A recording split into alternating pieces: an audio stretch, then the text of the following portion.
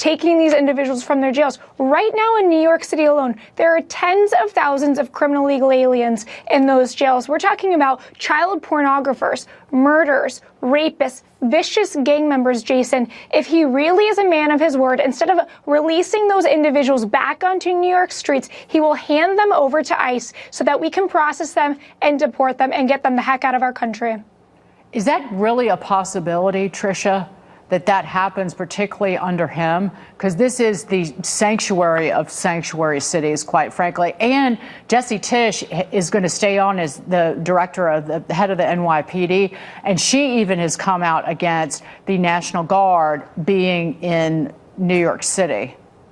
Well, I think Mamdani is in a tough spot because if he refuses to allow us into the jails, what we're going to have to do to ensure the safety and security of Americans is we're going to have to flood the zone in New York City. We've seen that before in this administration, and we will continue to do that into the next Mamdani administration so that we know that these criminals are no longer going back onto the streets, being released in that revolving door of crime and victimizing more Americans. We'll see if Mamdani actually cooperates after his meeting with President Trump. Harry the Soul Coach, just imagine Donald Trump and Mamdani get on really well today in their first White House meeting. The left are going to freak out big time because Trump is in full control. Hero. I've got a feeling that the left are going to freak out today. Donald Trump meets the new New York Mayor, Mamdani, and he's the hero.